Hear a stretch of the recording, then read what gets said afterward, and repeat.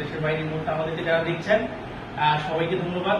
তো আজকে স্পেশাল একটি মোমেন্টে চলে এসেছি। আমাদের সাথে একজন নাম জানেন কি, Safayet Islam Khan, brand new star diamond. আপনার সোশ্যাল মিডিয়াতে অনেক জায়গায় আপনারা দেখেছেন, এটা আসলে অনুপ্রেরণা একটা জায়গা। ডায়মন্ড তো অনেকেই হয়, ডায়মন্ড কারিকারি হচ্ছে সারা পৃথিবী জুড়ে, বাংলাদেশ কমিউনিটি অসংখ্য ডায়মন্ড তৈরি করছে প্রতিনিয়ত।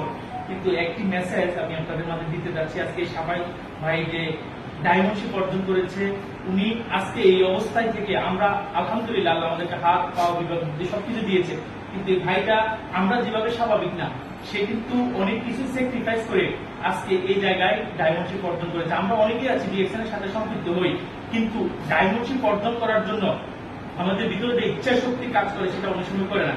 কিন্তু ওই ভাইয়ের আজকে অনেক কিছু কম থাকার পরও আল্লাহ রাব্বুল আলামিন ওনাকে কবুল করেছে এবং ওনার ইচ্ছা শক্তির কারণে আজকে উনি ডায়মন্ডশিপ অর্জন করেছে। এবং উনি আজকে এই ফেনী অফিসে যে কথাগুলো বলছে, যে লিডারের সাথে আমাদের মনোনীত দাদার সাথে যে কথাবার্তা হচ্ছে, যে এখন বলতেছে যে আমার এখন আর বসে থাকার সময় নাই, আমি আমার অ্যাচিভমেন্টের জন্য, আমি সেরা কিছু করার জন্য আমি নিজ থেকে এগিয়ে আসতেছি। তো ভাইয়ের কাছে আমি 30 সেকেন্ড জানতে চাচ্ছি ওনার যে অনুভূতি, স্পেশালি আমি ওনার সাথে দেখা করার জন্য আজকে এখানে এসেছি, ওনার অনুভূতিটা শেয়ার করেন।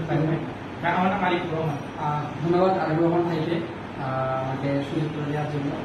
আসলে হচ্ছে ডিএক্সএন এর একটা জায়গায় মজাটা আমি খুঁজে পাই নাই।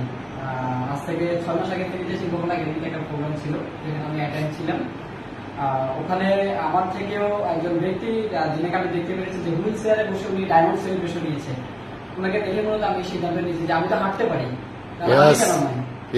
তারই ধারাবাহিকতায় আমি যতটুকু দেখলাম যে ডিএক্সএন এর ডায়মন্ড ছাড়া কোনো বিকল্প নাই, এবং আজকে আরো নতুন কিছু জানতে পারলাম, শিখতে পারলাম যে আমি মনে করি প্রত্যেকটা ব্যক্তির পক্ষে সম্ভব, যদি সবাই সবার নিজ নিজ জায়গা থেকে যদি সিদ্ধান্ত নিতে পারে, ইনশাল্লাহ আমার মধ্যে এরকম একটা অবস্থানে না, আমার চেয়ে আরো বেটার অবস্থানে যেতে পারবেন।